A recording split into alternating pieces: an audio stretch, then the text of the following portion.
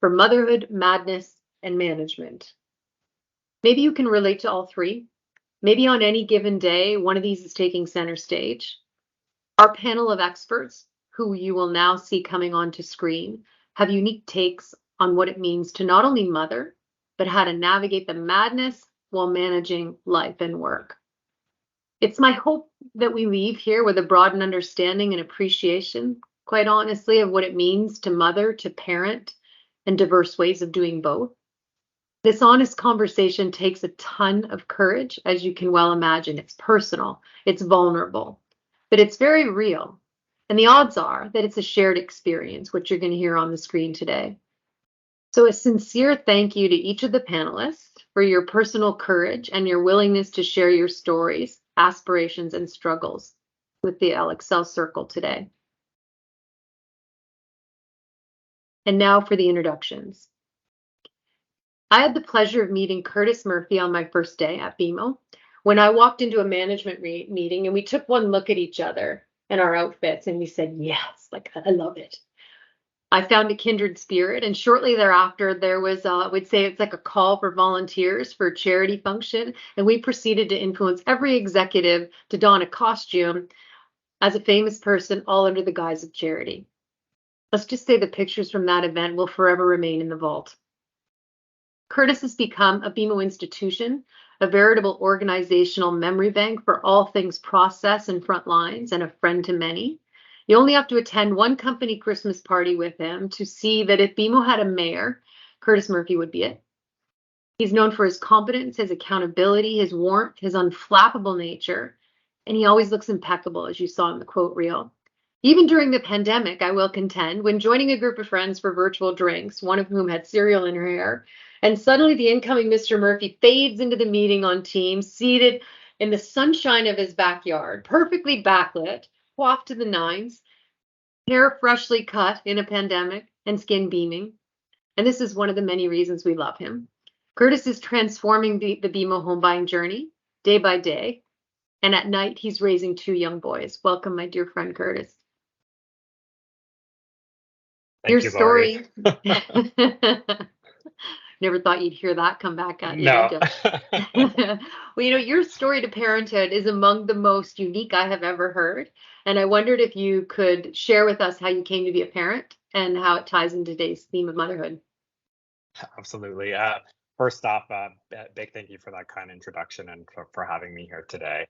I'd heard about ElleExcel on the periphery, but didn't really quite appreciate the awesomeness that you guys have built here together as a team and until getting engaged. So thank you again for having me here.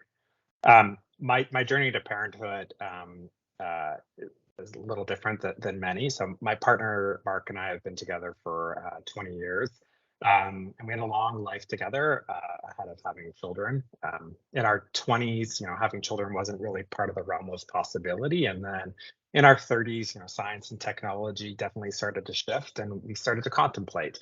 But at the time, we were both, really, really career focused. We loved to travel, and we put the decision off and said, we were going to make this decision by the time I turned 40, or we're just not going to do it. So fast forward, as I'm approaching my 40th birthday, we decided it was time for us to try to have children. So there's lots of different paths that you can take. We decided that we wanted to have our own children through surrogacy, and we started the process in Canada, but we weren't really connecting with any of the fertility clinics here in Canada for many different reasons.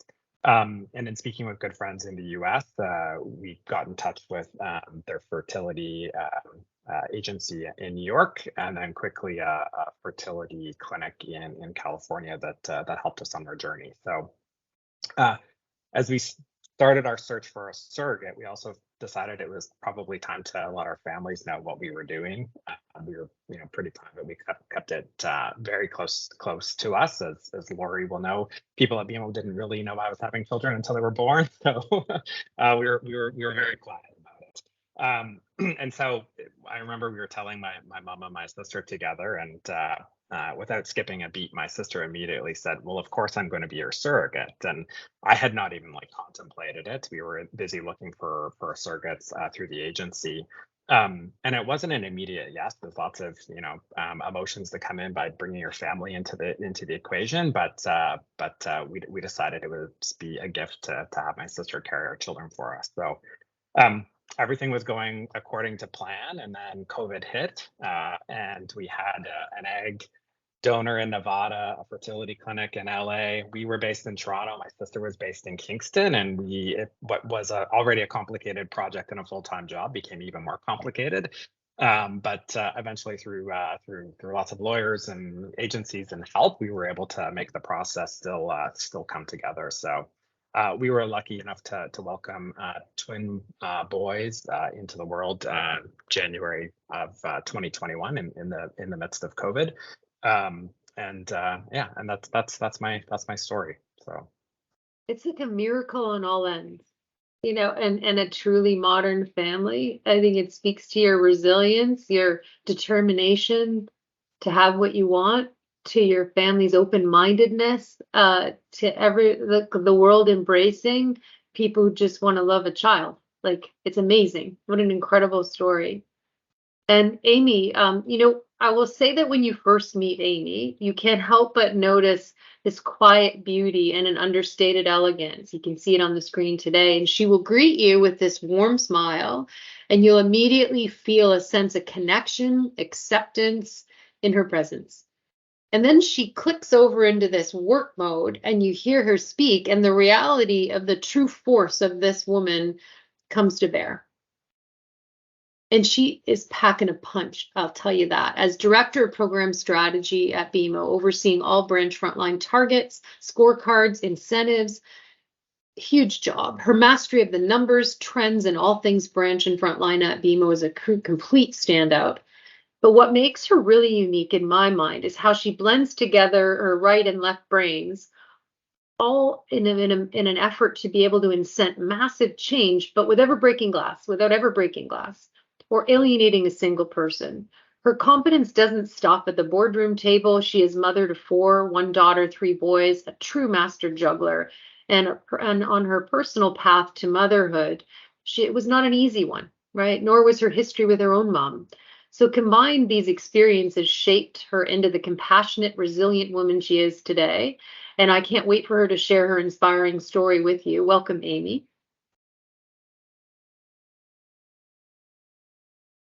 Now, Amy, Lori. Yeah, Sorry, it's such a pleasure.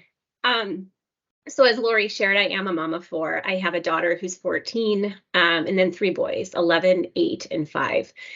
And I've had 4 pregnancies that were successful, but I've also had 3 unsuccessful pregnancies and I'm going to try to keep it together.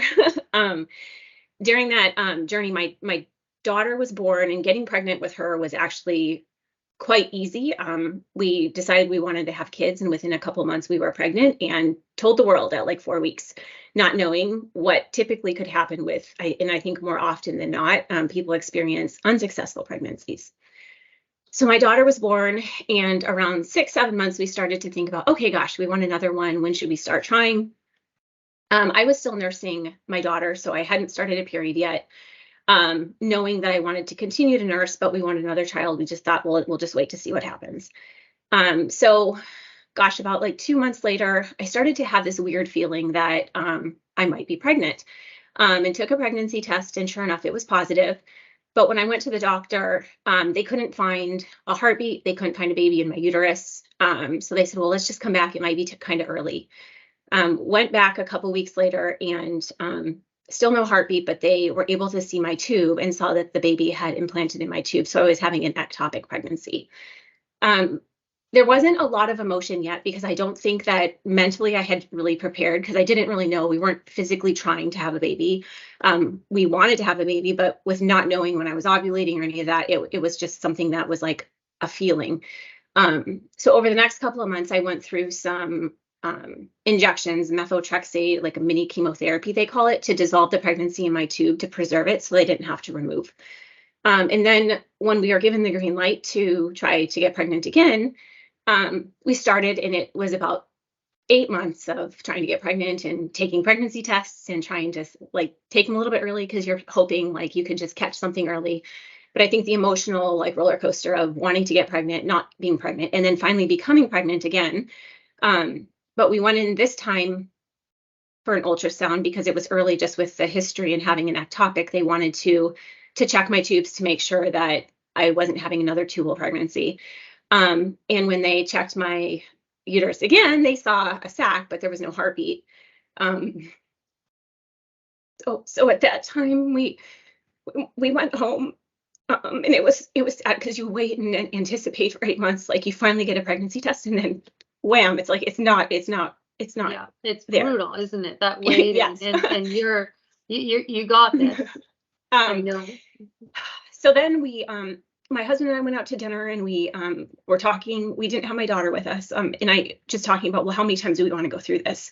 And for me, I wasn't at a point where I was ready to give up, because I felt like, I want to try for more kids. So went like waiting for your body to naturally kind of take care of a miscarriage, to kind of preserve anything going on in my uterus. We got the green light to try again. And again, it was like another 6 months of trying and trying. Got another positive pregnancy test, and went into the doctor. And this time, there was a heartbeat and everything was fine. And it was early on. But they wanted me to come back in a couple weeks just to check again, because it was so early. That second one, though, I went to on my own. I don't really recall why. I think we kind of thought everything was okay. And I remember sitting in my car and praying, just saying, God, please just give me the strength to get through this appointment and that everything's okay. And just let whatever the outcome is, let it be okay. So I was laying on the table, and when the doctor came in and said, there's no heartbeat again, I did have an overwhelming sense of calmness that rushed over me, because I felt like, okay, it just is what it is. So I had to go home, though, and talk to my husband, because he wasn't with me, just thinking that things would have been fine. And at that point, we were really contemplating, well, are we done trying? Like, are we? And I still I didn't want to be done. But during all of this, the feelings of like being excited because you are waiting for a positive pregnancy test and you get one, the emotional roller coaster of it not working, and then also seeing your friends that start to get pregnant and start to share the news with you, and it's that as you feel like a bad human, because you can't be excited for them. You feel like, I get that. Gosh, am I an awful person because I'm jealous and I just am not happy because I want a baby and I'm not having another baby. But I think also I reflect on thinking, well, I have a daughter. That was something I took comfort in, and I couldn't even imagine folks, Lori, like what you were going through, where it's like, well, am I going to have children? I think that, so I'm like, the whole thing was hard. We ended up getting pregnant again a few months later, in successful pregnancy, and we had 3 more boys. But I think that the experience of going through that and talking after the fact with folks, knowing that I'm not the only one, like this happens to so many people. And so many people experience miscarriages and not being able to have children. And I think the more you talk about it, and share your experience, I think it helps other people just realize that they're not going through it alone. And like, there's a lot of people that go through the same experiences. But so that's kind of my story. Well, the Amy Courageous meter on the right is going through the roof. You got a lot of love coming your way, and it takes an enormous amount of courage to share what you just shared, because when you do it, you relive it. It's very raw, and I don't think you ever get used to the loss of something that could be, and most definitely the loss of a baby that never was. That combination is brutal, and I'd imagine through all of it, you were also working and carrying on in life and building scorecard and doing all this stuff. Life continues to happen while you're in your car crying, and it's a testament to your strength that you were able to navigate through that. Thank you so much for sharing it. I'm going to give you a moment, and I'm going to switch over to Christy. Clearly you can't talk about motherhood nowadays without making mention of fertility. We've just had some of those conversations here. How fertile you are, how old you are, how you're struggling with infertility and how that declines with age, is freezing our eggs, getting donors, just the whole thing, right? the vast impacts that this has on women's life, and about this debate of where we should be and what we should be doing. And each of us likely has firsthand experience with infertility, or thought of it deeply, or know someone who's struggling with it. Christy is someone who's working to make a difference for those families, and looking to go through the fertility process. And I'd love that you're setting out to make a difference. She's CEO of Future Fertility, a Toronto-based AI company focused on closing critical information gaps in the fertility journey. And as many of us on the line are actual scientists, this will give you tangible examples of how the science of motherhood comes together, which is kind of cool. But when you meet Christy, you take in a level of intensity coupled with intentionality. She's a woman blazing a trail, and whose personal passion has propelled her to make some change for those that follow her. She has a great story to tell, not only about her journey to the CEO role, but also powering up women with the tools and knowledge that they need to take on life's challenges. Welcome, Christy. Thanks for having me. Thanks everyone for sharing these amazing stories. I'm very humbled to be here. Yeah, as am I. And at home every day, I know you're a mom, and in your day job, you're surrounded by fertility, by family planning, by hopeful parents. It cannot be happenstance that drew you to this passion for all things motherhood. What was it? Yeah, it's a great question. Honestly, for me, I was in a different job before this, also in the healthcare space, working in a company called Maple, where I had, a deep connection to the mission and vision and what we were doing there. But when I became a mom, I started to be more connected to and at least saw, colleagues, friends, people going through the fertility process. I felt so grateful that, we did have an easy time. I know we're one of the few. We've heard all these stories today. I'm extremely grateful and lucky for that. So when the opportunity came up, Future Fertility was looking for a CEO. I honestly jumped at the chance. I went back to work a little bit earlier than I expected, but just for me, the opportunity to shift from being in my role before to taking on a CEO role, I knew it would have to be for a company where I really believed in or was excited by the mission and vision, especially if I was going to leave my previous company. And for me, being a mom and having a new appreciation for that, I felt very connected to the industry and to the mission of the company. And that's what did it for me, right?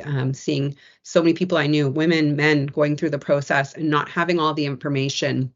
And I'm sure, each of you in a different way can echo that, right? When you're going through these processes, there's so little information available about, egg quality, sperm quality, embryo quality. What I'm hearing a lot is that people go through these processes and just kind of wait, right? You're waiting to hear, waiting to understand what's going to be next. You don't know what the chances are. There's very little information and education out there. And I felt very compelled to be a part of making a difference there. So that's my journey. You know what? Good for you. You combine passion with purpose. And, in this space, there's been so much innovation that has happened in such a short time. And so what advances, you're front and center to this, what advances are you seeing in the field of fertility that give you hope?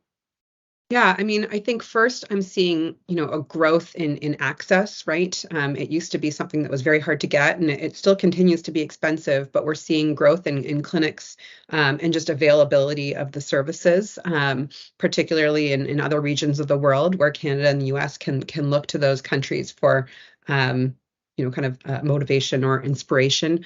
I'm seeing a lot of technology being brought to this area, and it's a really perfect place to apply AI in a really clear way. The process itself, as I mentioned, is so unclear, and there's so many different variables that go into it. So AI is a perfect tool to actually look at and be able to parse through all the data and come up with insights about egg quality and information through that process. So I think the advancements of technology, I'm very excited and optimistic about that. We're not the only AI company looking in this space. We're the only one that looks at the egg. We've started with the egg. There's a lot of companies using AI to look at embryos, to look at lab process, to continue to improve capacity, which will drive down costs and improve access. So those are all the things I'm seeing kind of on the service delivery side. I think that's complemented by, and Lori, you spoke about the lack of, kind of community and information and support, and ability to talk about it as you were going through it. I think that's really shifting. I'm seeing a lot of people going out there on social media, talking about their experience, creating these communities. where people can come together and you can get support. I'm seeing employers start to offer fertility benefits and, creating open dialogue like this, where you can come together, talk about what's happening in your personal life. I think there's a real big shift in the space. I think there's a long ways to go, but I'm optimistic about some of those changes in terms of access, communication, openness, and the ability to talk about these things and have supports along the way. Because it is, from what I can see and hear and have, kind of lived through my, colleagues or friends that have gone through this, is it's a brutal process. So any little bit can improve the experience. I think that could be significant. Absolutely. Yeah, absolutely. And wise advice. It's so great to see technology coming together with that purpose and to help us. And I know, Curtis, switching gears for one moment, I'll ask you, like, as a gay man with twins, I wondered if you could describe for us what parenting is like. It's the stuff everybody wants to know, but are afraid to ask, or think it's honestly politically incorrect to do so. And my curiosity, I'll tell you, is coming from wanting a deeper appreciation of your life and the dynamics of it, but also to elevate our collective understanding here in this circle for what it means to parent differently than we're used to seeing. So let me just ask you, as silly as this sounds, are there distinct roles you each play with respect to parenting? Is there like a traditional female role or male role, a mother, father? Like, what does that even matter? And what do you need us to appreciate about parenting as a gay person? Thank you, Lori. So as Lori would know, the first time I read this question, it made me like violently angry. but but then I reminded myself I do live in a little bit of a bubble in downtown Toronto, and these are the things that people want to know and understand. And so I took a step back and I said, okay, how would I answer this question? And I think the best way for me to describe it is like I identify as a father. You might identify as a mother. But what we're all doing is parenting, right? And our jobs are to raise, happy, kind, caring people. And I don't think it does gay men, and it certainly doesn't do women any favors to kind of box us into stereotypical gender norms, right? It hurts us all. And I think the stats you shared at the onset of the call really punctuate that. In our household, we share all the tasks. We both take them to doctor's appointments. We both prepare meals. We take them to swimming and soccer. I might cook more because I'm better at it than Mark. He might do, more planning of our vacations and social lives because he's better at it than I am. And I think the way to look at it is we're both equals in the parenting journey. The one I kind of last comment to make on this, the thing that drove us crazy as we were becoming parents is the industry doesn't help the cause. Like all the books you read and like everything is directed at like mothers only, and it there's almost this expectation that fathers just don't have to do anything, which is so not true. And so the industry kind of perpetuates that stuff too, which is wrong, right? And so I think the best way we can think about parenting is it's a partnership, regardless of whether or not you're a man and a woman, two men, two females, four men, four women. Like there's so many different families out there right now, and it's just our job to raise really great children. So that's where I'll leave it. I really appreciate you just setting me straight, and I raised the question just because it's the question nobody wants to ask, but we kind of wonder. And but I've been at your house. I've seen you and Mark with the twins, and it's a share. It's like any other relationship where you're sharing work, and everyone has their spoken and unspoken division of tasks. So thanks for raising my own personal awareness of that, and then just kind of coaching us and raising our level of attunement to what's appropriate, because we're in this new normal, and I think we're all trying to figure out the right ways to approach it. So thank you for that. And I do think sometimes people struggle to find the words or descriptors, let's just say, to accommodate the situations that are new and more unconventional. And so I bumble my way through the process, and I risk offending other people and offending you as my friend. And so I'm asking you for what advice would you offer to people, or what would you say on what we should avoid, what is actually offensive, even while it's unintended, what political attunement is necessary for a more compassionate, inclusive world with respect to parenting? Yeah, I think I'm not even sure what conventional is these days, right? Like with 50% of marriages ending in divorce, like there's so many different blended families and makeups of families these days, which is in one sense it's helpful. Um, but for me personally, like I welcome questions. It means that people are interested in understanding, and conversation and education lead to acceptance and awareness. So I'm very open to have conversations when people ask me things. I think, but everyone's threshold's a little bit different in what they're willing to share, and it's actually not my story to tell. It's actually my children's story to tell. I read this really great book about like being a gay parent early on in my journey, and I'm paraphrasing, but it basically said something like, you need to be careful about what you tell others because you don't want it to come out at a family gathering or, drunk Uncle Bill to say something in front of your children before you've had a chance to actually tell the story and make sure that they're prepared to own their narrative. And so that really, really stuck with me. And Mark and I have spent a lot of time talking about like what we'll share, what we won't share. And so I say that just because I think everyone is a little bit different, but don't be afraid to ask questions because it means that you care and you're interested. As a general rule of thumb, I think for all of the gay parents I know, there's like two taboos to stay away from. The first is who's the father and who's the mother. Nothing irritates people more than that.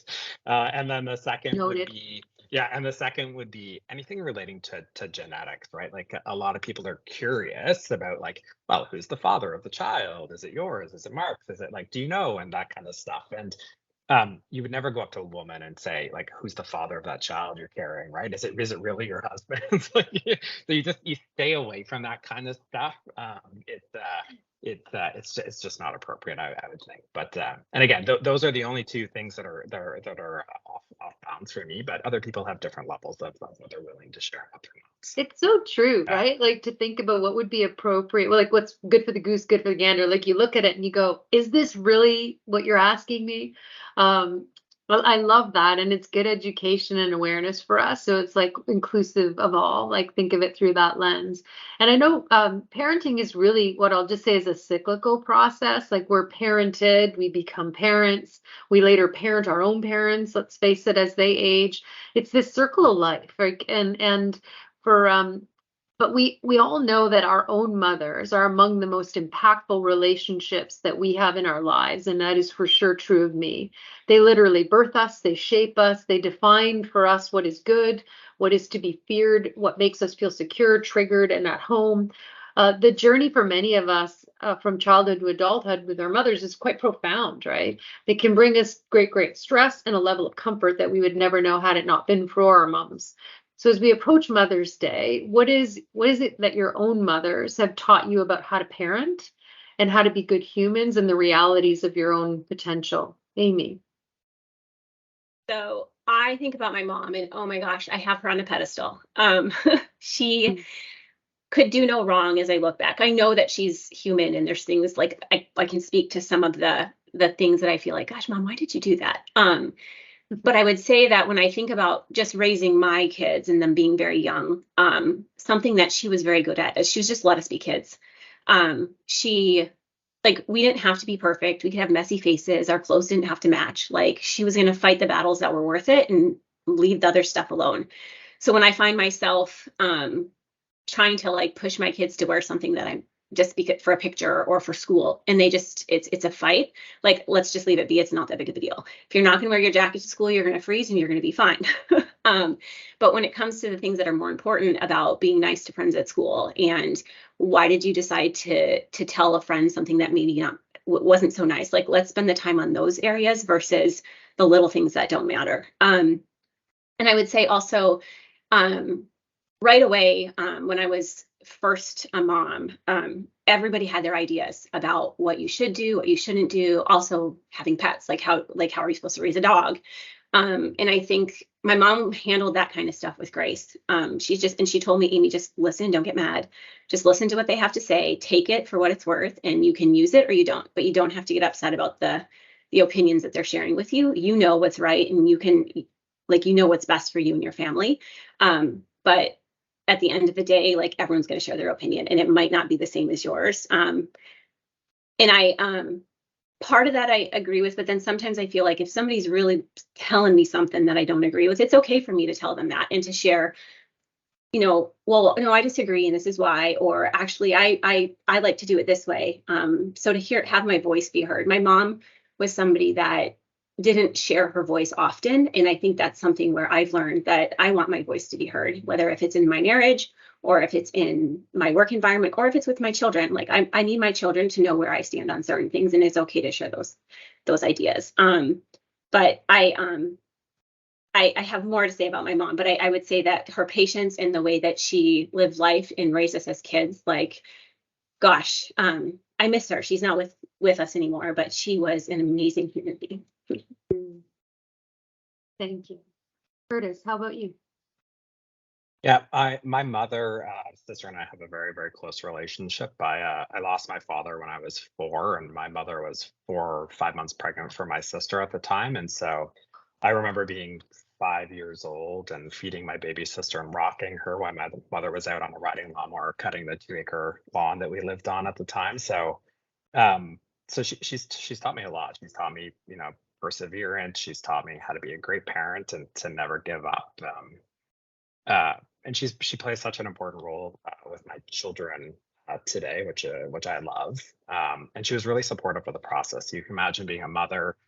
You've got your son wanting to have children, your daughter is carrying your grandchildren, which is your son's like it's just very, very complicated. And so my mother was a rock throughout the process. And my children were born at 30 weeks, and my sister, like, it was touch and go whether or not it was very traumatic. My sister had placenta previa and she was bleeding out, ambulance to the hospital. And so it was just like throughout all of it, she was like our rock for both my sister and I, and for my partner. And so yeah, I've taken so many things from her. She's been my mother, she's been my father, she's been all my roles. So Wow.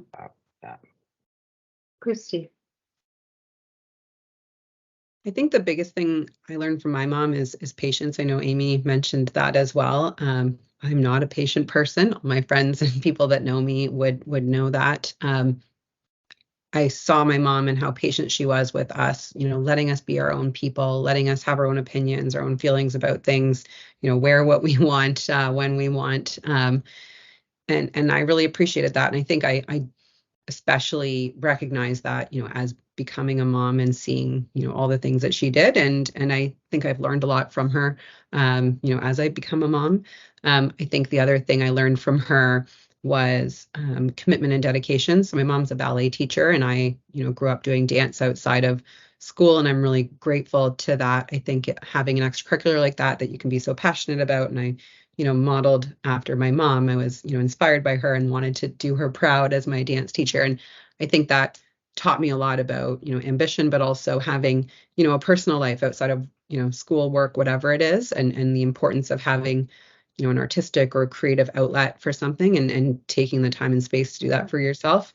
That's something I've continued, into motherhood. And she always would say to me, I'm so glad that you're doing these things still. I'm still involved in dance. And, I think historically moms didn't have the space to do that. It wasn't as well supported, back in the day when there were, different norms around that and different expectations. So she's really encouraged and supported me in doing that and having, a fulfilled life outside of, work and being a mom.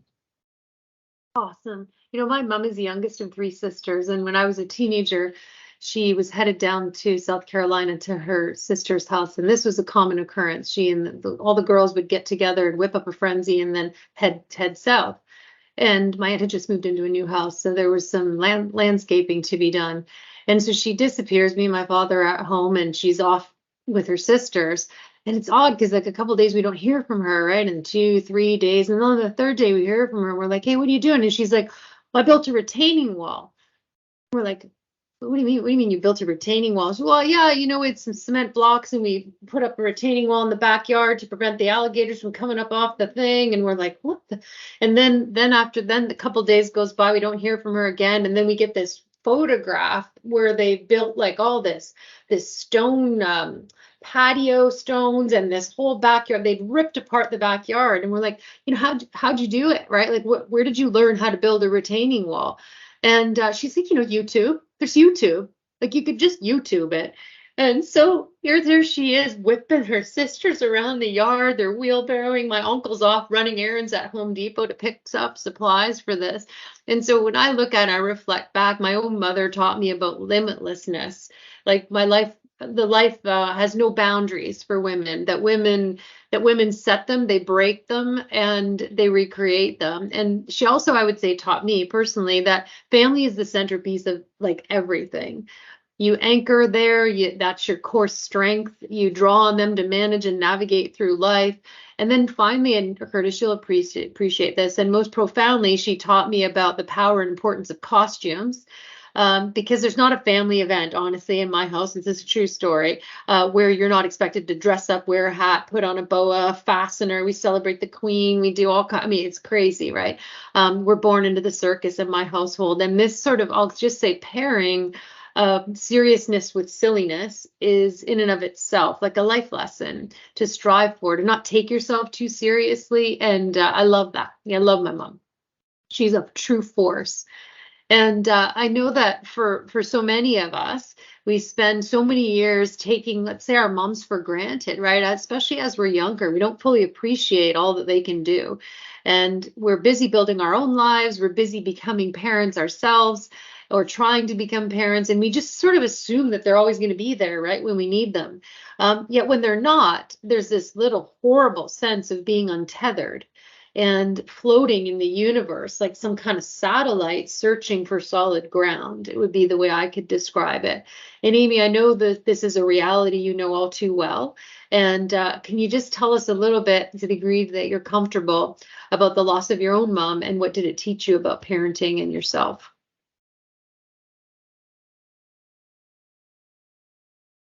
I should be more ready with the mute. You're good. So my heart is racing just because this completely comfortable talking through, but one of the most difficult things I think I've been through. When I was 26, I had my daughter, and about 6 months, my daughter was about almost 6 months old, and I got a phone call from my dad. I was up at my in-laws for the 4th of July. And he had left a message on their answering machine at the time, when there was answering machines, just saying, call me. And I wasn't at their house at that time. And when I heard that message, I thought, oh my gosh, my brother, because my brother was in Afghanistan at the time because he was in the Marine Corps. So I could tell there was something wrong in his voice. And I called my dad back, and he told me that my mom was gone. So I immediately went home. My mom had died of an aneurysm that ruptured in her brain. So completely unexpected. She was so healthy. And she was also my best friend. Like as a young adult, going through just, my mom was my rock. Like I worked downtown in Milwaukee at the time, and I had been driving downtown for about 10 years every day. She was the person that I was talking to. I would get out of work and I would call my mom and we would talk about our day. So, and just like the guidance on how to be a mom, and like I'm just having her there to be able to tell me how do I nurse a baby, like like just the silly things that like you just don't think that are important, but just having my mom there, and then all of a sudden she's gone, and not realizing the impact of what that is. And this is something that I don't share often, but my last conversation with my mom was not a good one. I was driving in the car up to go visit my in-laws with my husband, and I was short with my mom. I don't know why. I was just being sassy, or maybe I was grumpy about something. And I was just like, I'll just call you back. Well, I never got a chance to call her back. So I would say that these are things that like weigh on you and you hold in, and always shoulda, woulda, coulda. Like I wish I would have not gone to bed mad or called my mom back. But I do have to say that so in those weeks afterwards, I really, really I spent the time with my dad and my brothers. My brothers came home from Afghanistan, and it was hard. I don't think I've ever cried so much in my life. I don't know how I made it through. I know, Lori, when you ask, like, well, like, how did you navigate through it? I don't know. I don't know how I navigated through it, but I ended up coming back to work a few weeks later and just starting to get back into the norm. And then those moments of, hey, I'm in my car and driving back home, I can't call my mom. And just those periods where it's like, gosh, my mom would have been here in this, having another baby, going through miscarriages. Those moments where you want your mom and she's not there, they're hard. And to be honest, they still exist today. Every now and then, a moment will creep up on me and I'll just like start to cry and I don't know why. And it's just missing my mom and not having her here. But I would say that a couple things that I've learned is as a parent, like, don't go to bed mad. I've told my daughter this story because she's 14 and she wants to pick a fight with me every single day. And I'm just like, honey, we don't want to go to bed mad. Like, yeah. I don't know if I'm going to be here in the morning. And I don't say that to scare her, but I want her to know the reality of being kind and just making sure that we're kind to each other and even to everybody. Like the people that are the closest to you are the people that you're the worst to. And like, that's not okay all the time. Like, you just need to treat everybody the way you want to be treated. And yes, it's okay to share why you're upset, but end on a good note, not on a bad note. And I would say too, for myself, when I lost my mom, I thought, oh my gosh, I don't know how to be a mom. I can't do this by myself, but I can. Like, I don't need my mom to make me know or to tell me what to do or how to do it. I more than ever want her here, but I am strong and I am smart and I know what's right and I know what's wrong and I know my heart can guide me. So as much as I want my mom to be here, I don't need her to be a good mom. I can do that on my own. Yeah, and leading up to that, she's given you some lessons that live in you, you know, at a very fundamental level. Well, you're breaking us all up today.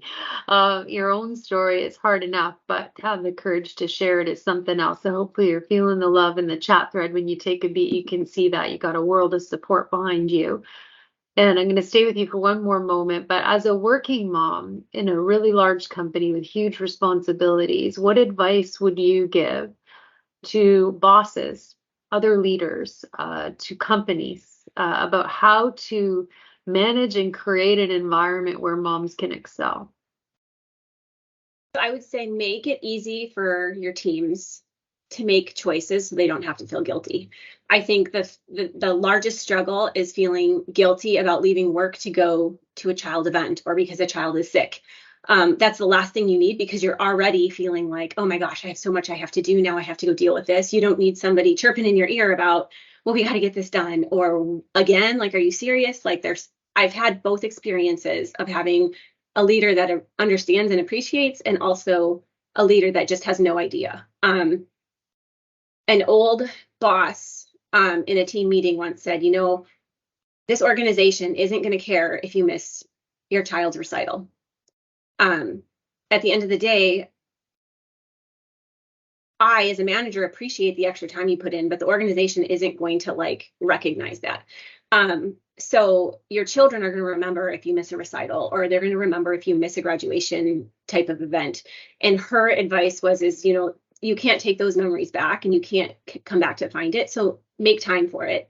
Having the flexibility in your work-life balance to be able to come in, and sometimes it requires working late because if you have to leave for a special event, you know, you can make up that time later. So I think just communicating with your team so they know that it's okay to make your family a priority and you don't have to feel guilty about it. Because I think that's the strongest struggle, I guess, or the biggest struggle that I have is to not feel guilty already, just because I know there's this commitment at home.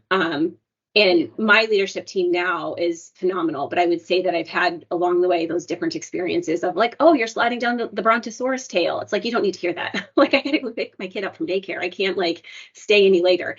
I'll come back and finish it up later. But I like to hear those things over and over again are just so hard to like to get through. And the words matter, right? Like they matter. Like you said, I think you said it very wisely that you already have guilt. Like you already feel guilty for being late, for not being there the last 10 times. The last 10 thing you need is to have that foisted upon you by another. And sometimes it's the what's said and it's what's not said.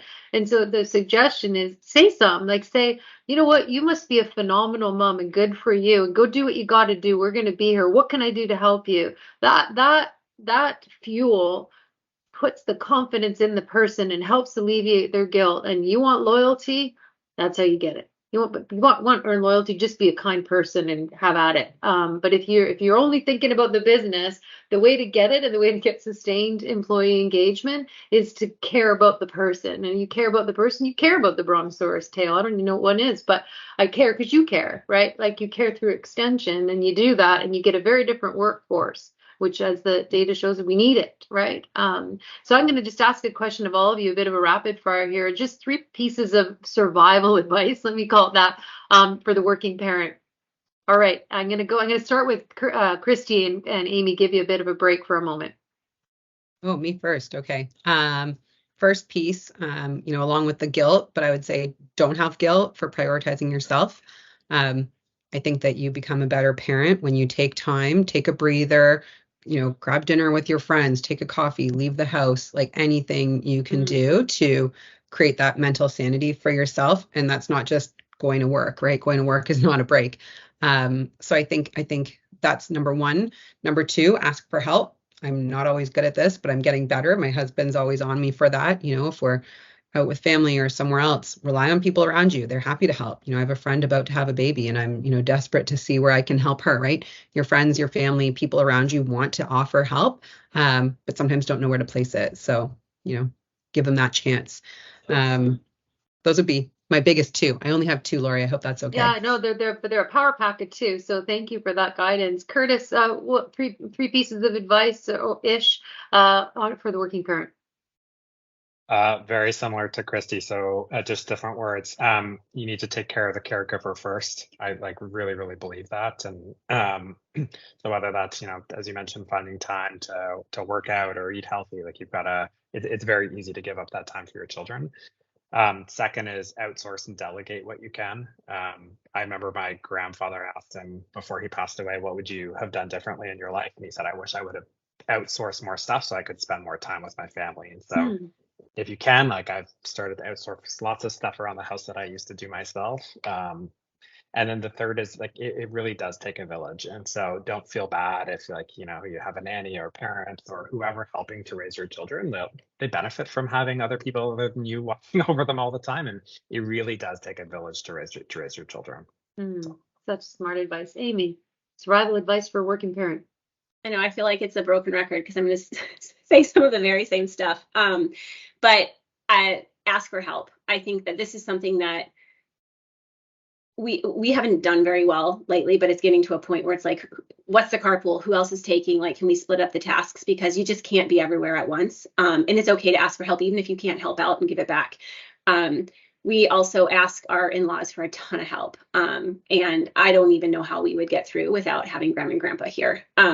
Again, finding time for yourself. I think that it's so important. If I'm not healthy, I can't take care of my kids. I can't do a good job at work. So I need to make sure I'm getting the me time I need. Also, I think it's okay for our kids to see us work. It teaches them responsibility. It's just setting the boundaries. So making sure that, and this is where I have to do better, but setting that designated time where it's an uninterrupted family time, the phone's put away, the computer's put away, whatever that time period is for your family, you set those boundaries. And then you also set boundaries with your kids. My kids come home from school at 4:30 and they start to barge into the room. I'm like, guys, no, it is still time for me to work. And they need to understand that. And they're like, well, that's not fair because you're not listening to me and you don't care about me. I'm like, no, if I was in the office, you can't just barge into the door. And I think just setting the boundaries with work and at home so that you can appropriately balance when work and life happen. You all have such good balanced advice. Thank you for that. Well, I'm going to add one element to it, and these are for folks who don't have children in the traditional sense, the human beings, but they got fur babies, of which I'm one. Yvonne Toma is one. The only reason I raise it is that whatever path led to those folks not being able to have children, or maybe they didn't want them, but to them, their quote child is this pet often. And I had someone not that long ago working for me who contacted me and had lost their dog and this dog had been around for almost 15 years, and it ground them to a halt. And because it very much was their child, and they also have other children, but it was part of their family, right? And there was a mourning period affiliated with that. And then I've been on other calls where someone literally is saying, I'm taking my cat to the vet, and before that person parted the call, the manager said, okay, well, will you log in after? So if it were the same, you said, I'm taking my child to emergency, you wouldn't ask that question. You would just say, do what you need to do. So I think there's that level of attunement to however someone's chosen to parent or mother or care for someone, to be connected to that. It's no more than, less than. It's a very personal choice. And I say that just as someone who's loved furry babies and all babies for a really long time, to have that level of compassion. And Christy, I'm going to turn to you, just from cats and fur babies to the art and science of motherhood. How's that transition? I do imagine in your line of work, you see women at all ends of the spectrum. Let me just say, from the hopeful, onset and the elation when it works out, all the way through to the deep sadness and sense of loss when it doesn't. You got it all.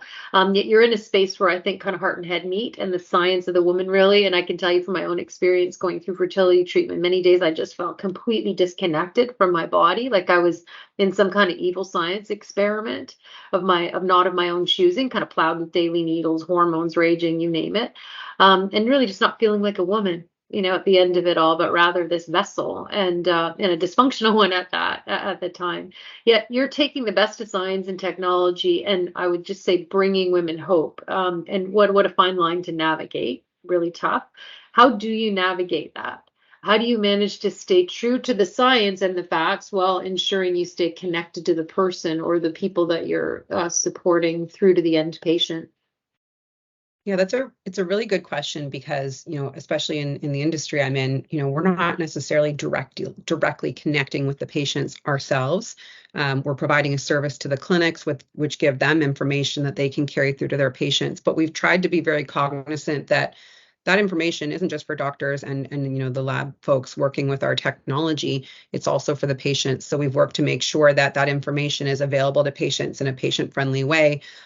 We do a lot of work to really define patients as a key stakeholder group for us. So we're not just thinking about designing our product around the needs of the clinicians using it, but how do we help them use the tool to counsel their patients, to engage them, to engage them through the process, to share that information. And we've conversely also built out a lot of resources and support for patients going through that process, because we know and recognize that it's a bit of a black box. You're getting your eggs frozen. There's not that much information out there that's reliable, nor is there great information that has the right level of scientific accuracy, yet in a way that the average person who's not entrenched in the science can understand it. So we've really worked hard to shift the thinking in the industry, that it's not just about going in, seeing your doctor, and going home and hoping for the best, right? There's a trend in healthcare, and one that we're trying to continue to support in our company, around patient empowerment, patient engagement.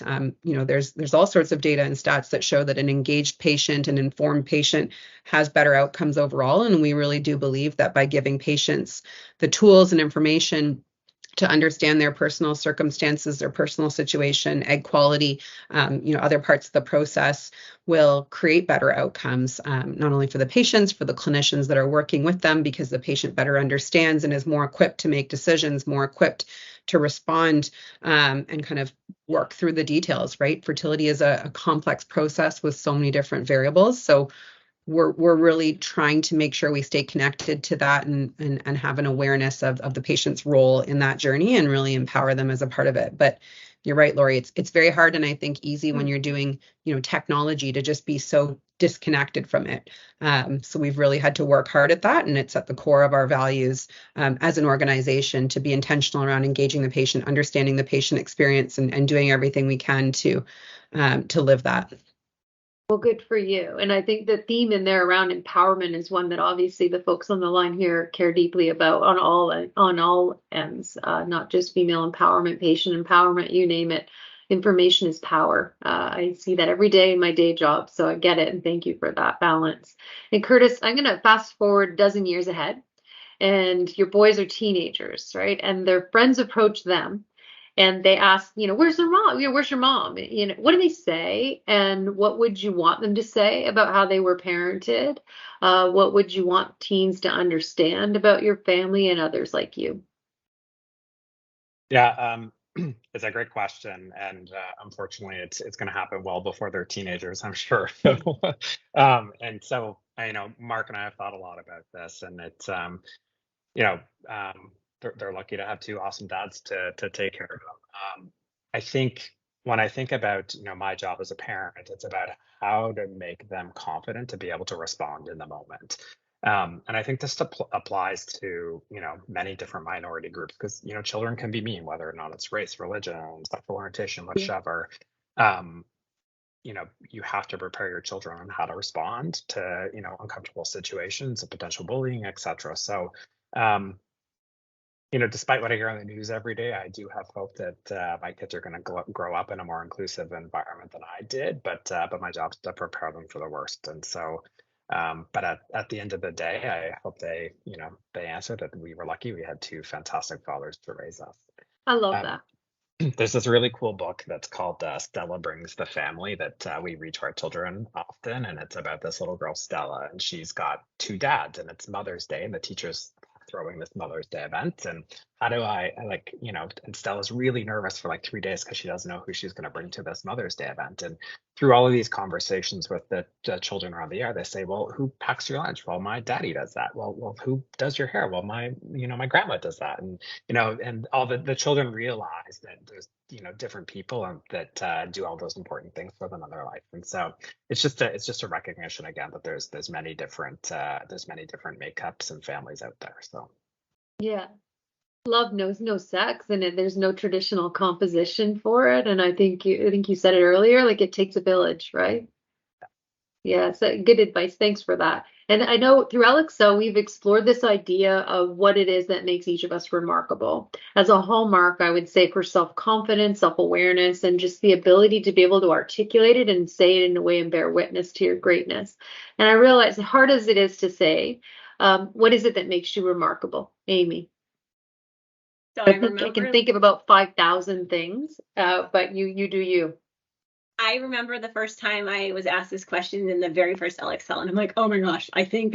And she's like, no, you have to say it with confidence. But I think since then, I have spent time thinking about all the reasons why I am truly remarkable. Number one, I'm a mom of 4 kids that are tiny little human beings that are happy.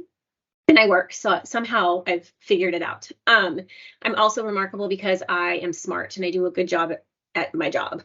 I feel like I come to work each day and I know what I'm going to do, and I have answers to questions that are hard that are asked of me. I also am remarkable because I'm strong. I know you guys heard my stories, but I'm still standing and I'm happy and I'm smiling.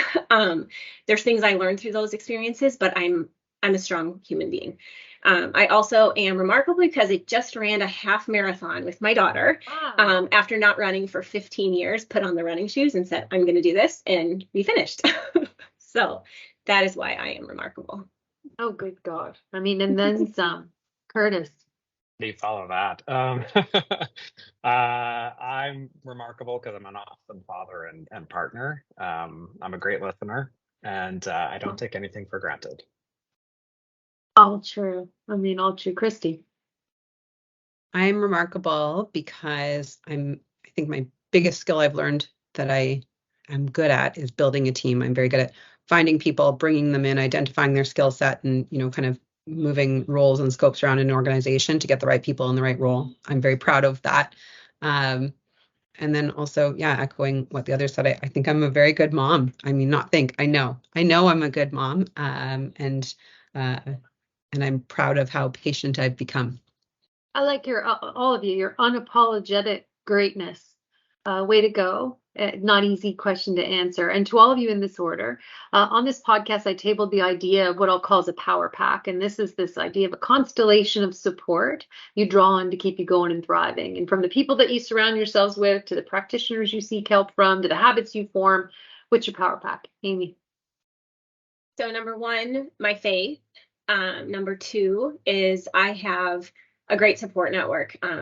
I have childhood friends that know me to the core, and reaching out to them through all of this, the good and the bad and frustrations with being a parent. Like, I know who to call on to talk through. And that's also my husband, obviously, with my people.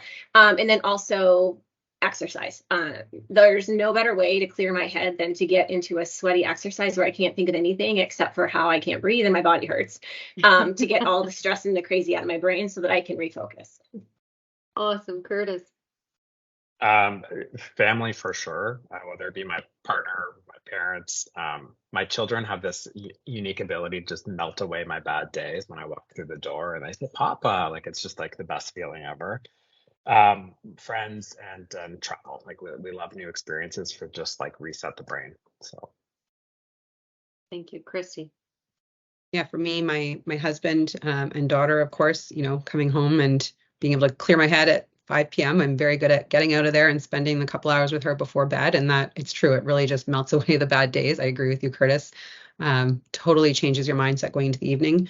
My partner, who's so supportive of the things I want to do outside of work. I'm in a semi-professional dance company, and that's maybe my second component of my power pack, right? I have this you know, amazing group of women and ability to perform and dance throughout the year. And it's really helpful to me to clear my head, to have something that's just for me and a connection with, all these other women that come from different walks of life. And then my nanny, I couldn't agree more with you, Curtis, about outsourcing. My nanny makes our world go round, right? She takes care of my daughter. She cleans, she does laundry, she cooks for us. My husband is building a company as well, and we could not do what we're doing without her. So I'm very grateful for that.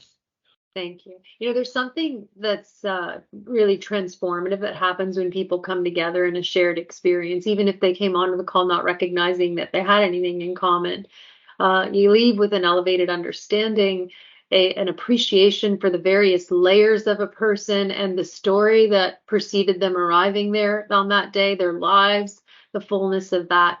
And I got that today through this conversation. And I'm always surprised, even though we could curate these conversations and come up with the ideas, I'm blown away every time. And that was the case today. Heart warmed, welled up, you wrecked my makeup. The whole situation was heart, head, blew me away. So thank you. Thank you. I saw myself in many of your comments, and I think you'll feel through the chat thread that we'll share with you others. I know you're busy answering questions, but good Lord, did you get a lot of love there? So, and thank you for those of you that took the time to be able to comment. Curtis, Amy, Christy, your words help, your words heal. Which is very powerful, and they make us better, more compassionate human beings. And we can't ask for more than that. So thank you. Thank you. Thank you.